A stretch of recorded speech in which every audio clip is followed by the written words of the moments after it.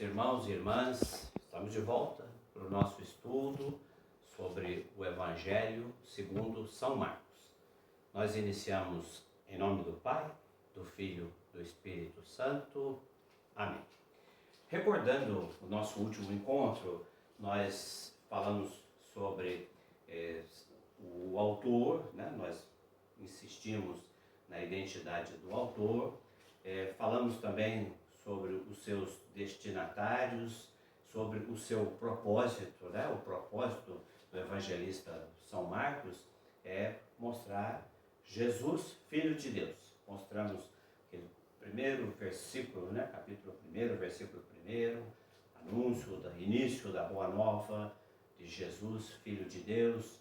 Lá no final, aquele soldado que proclama, né? Ele como um pagão, ele proclama também Jesus como Filho de Deus.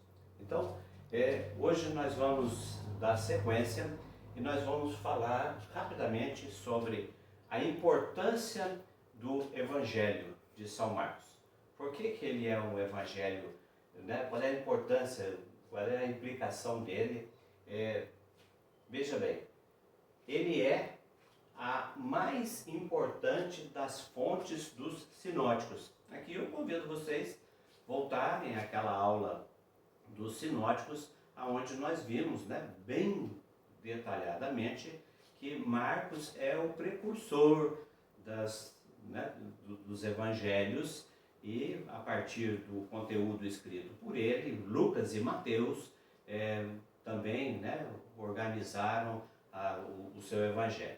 Então, ele goza dessa importância de ser uma fonte abastecedora para os demais evangelistas. Uma outra coisa também que é característico do Evangelho de Marcos é a sua espontaneidade, né? É um evangelho rápido, vocês podem observar, comparando os três evangelistas. Marcos tem 16 capítulos, Lucas tem 24 e Mateus tem 28. Então, o Evangelho de Marcos ele é bem mais enxuto e costuma-se, a título de estudo, comparar o Evangelho de Marcos e de Lucas, dizendo o seguinte, que Marcos tem uma característica jornalística, ele gosta de manchetes, ele gosta de títulos da notícia. E Lucas, né, ele é historiador.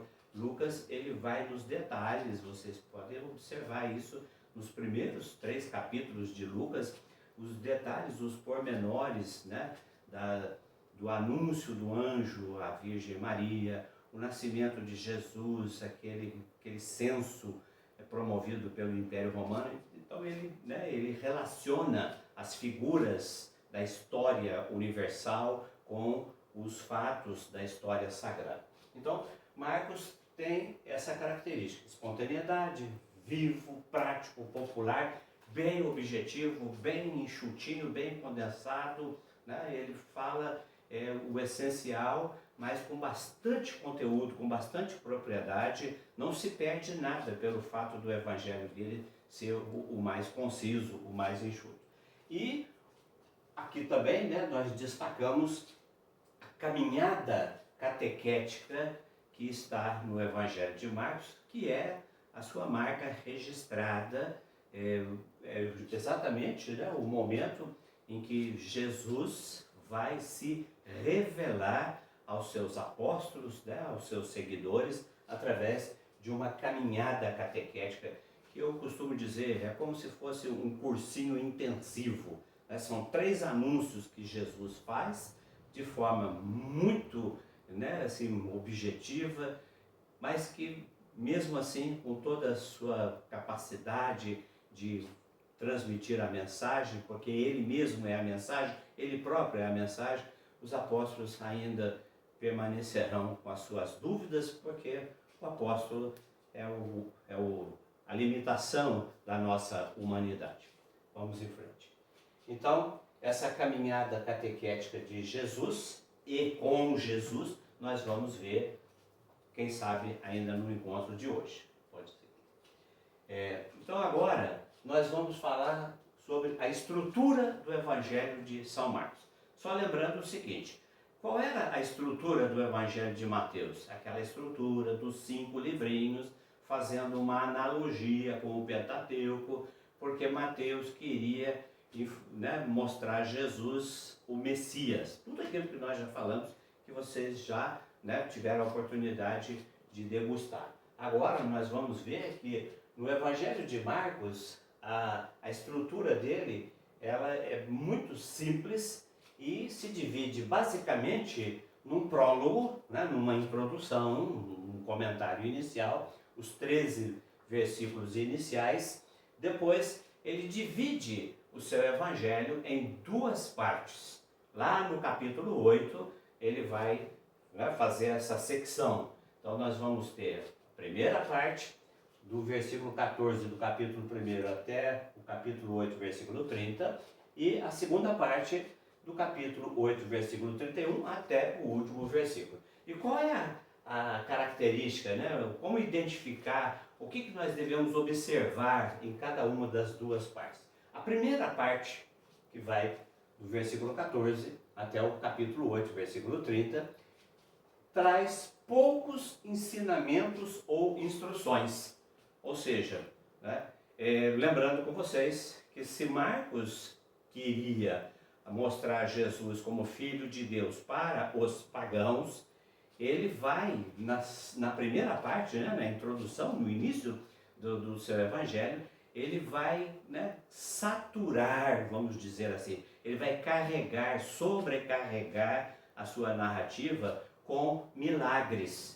Muitos milagres, justamente com o objetivo de mostrar quem é esse homem. Quem é esse homem? Ele é o Filho de Deus, e como Filho de Deus e verdadeiramente Deus, como nós professamos no nosso credo, esse Jesus, ele é capaz de realizar milagres, portentos, e de todas as naturezas, com relação à saúde, né, ressuscitar as pessoas. Ele é o Senhor da vida e da morte, ele é o Senhor que restaura a natureza, ele acalma a tempestade e assim por diante, né? Lembrando vocês que o conteúdo do Evangelho de Mateus, o conteúdo do Evangelho de Marcos e de Lucas é praticamente o mesmo, com algumas, né, diferenças, algo que é específico de Marcos não é de Lucas, aquilo que nós já vimos.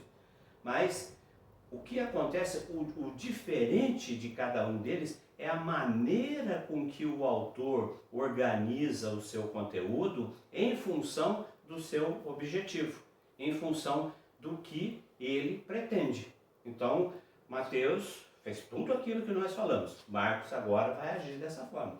Milagres, milagres, milagres. E, sobretudo, né, uma característica que vocês vão observar nessa primeira parte, que sempre ao realizar um milagre, Jesus determina, impõe, né, que eles não digam nada a ninguém.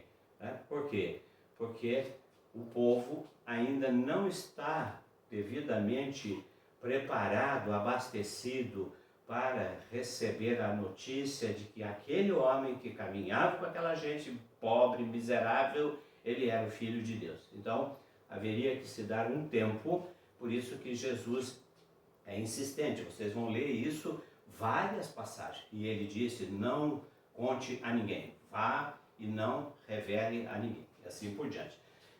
É isso aqui, Jesus que oculta a sua messianidade.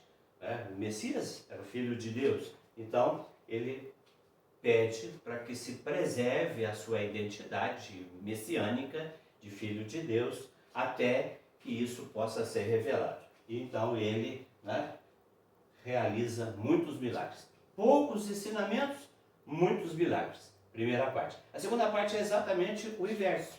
Segunda parte, nós vamos observar que rareiam, né, os milagres se tornam mais raros, mais escassos, e dá-se um destaque para o ensinamento, os ensinamentos de Jesus, sobretudo a catequese, a caminhada catequética de Jesus. E aí então Jesus vai né, aprofundar o significado da sua messianidade através, né, de um ponto fundamental. Ou seja, ele vai dizer o seguinte, que o Filho de Deus não está isento do sofrimento. Existe uma inter-relação entre o sofrimento e a messianidade de Jesus. E isso para o povo era algo bastante difícil. Tanto é, você se lembra, no episódio da transfiguração, quando Jesus, né, sobe lá ao monte, Pedro queria ficar lá em cima. E Jesus vai dizer, não, é necessário, né? Não vamos ficar aqui. É necessário que o Filho do Homem sofra para que ele possa ressuscitar no terceiro dia. Então, meus irmãos e minhas irmãs, rapidamente, essa é a estrutura, né, pedagógica do Evangelho de Marcos. Primeira parte, milagres, com poucos ensinamentos, uma restrição à revelação da messianidade de Jesus, e na segunda parte, o inverso, conforme a gente acabou de ver. E como eu disse para vocês, o capítulo 8 do Evangelho de Marcos, eu disse no início, Marcos tem 16 capítulos. Tá? O meio, 8, tá? É o ponto, é o divisor de águas. E aí nós vamos ter o seguinte, nós vamos ter no capítulo 8 o relato da segunda multiplicação dos pães. Tá? Nós temos dois relatos. O primeiro relato, tá, supriu mais de 5.000 homens e ainda sobraram 12 cestos de pão. Depois, a segunda multiplicação, sobraram, né, 7 cestos.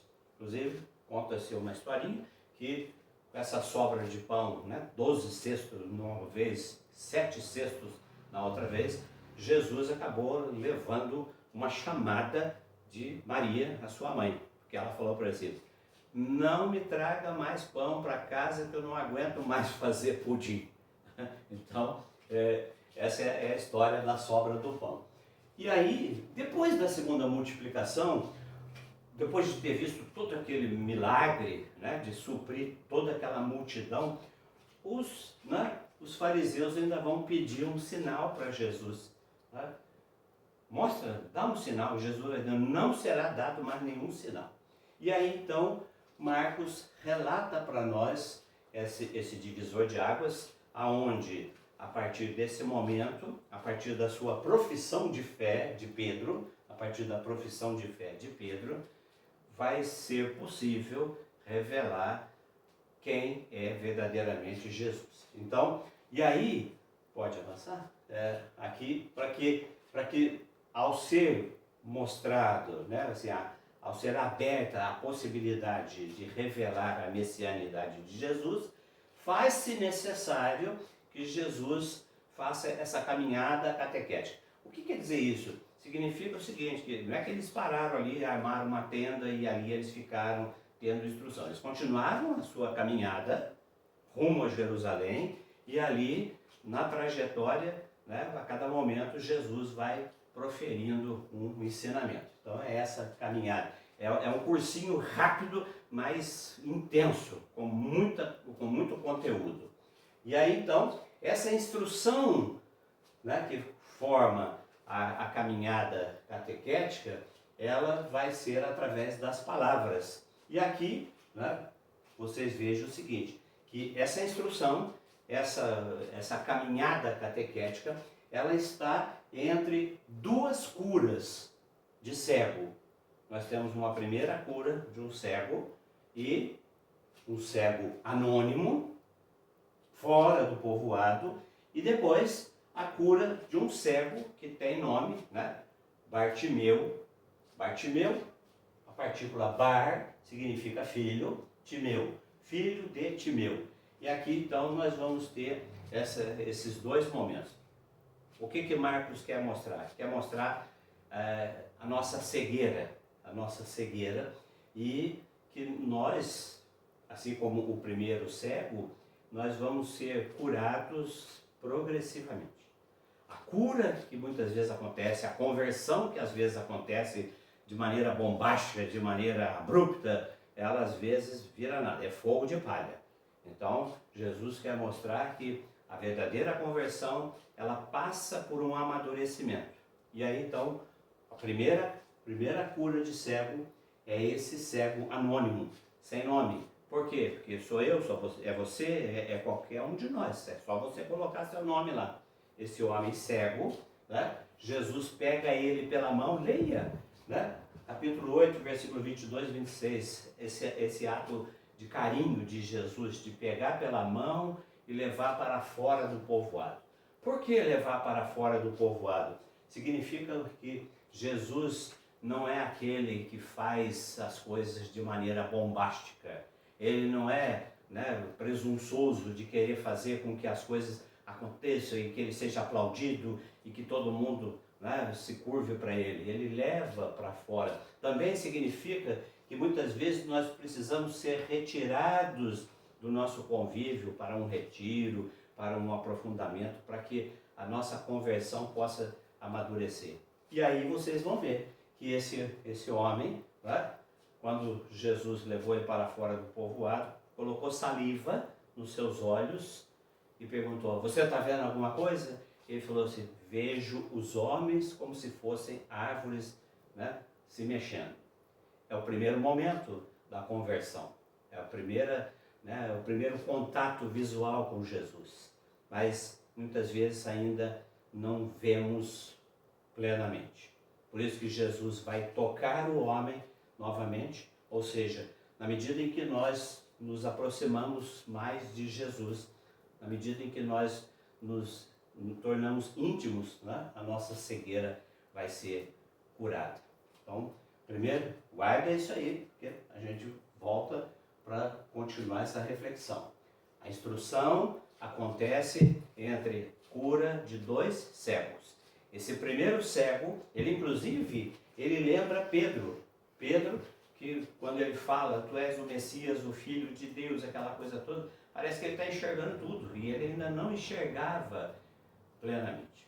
Então, meus irmãos e minhas irmãs, nós não podemos nos delongar por conta das dificuldades técnicas, né? Mas leiam a apostila, leiam, peço encarecidamente, leiam até o capítulo 8 de Marcos, sobretudo, e principalmente o capítulo 8, 9 e 10, tá? Para a gente poder, no próximo encontro, falar dessa caminhada catequética para encerrar o estudo sobre o Evangelho de Marcos. Qualquer dúvida, chama a gente poder conversar. Nós ficamos por aqui, em nome do Pai, do Filho, do Espírito Santo. Amém.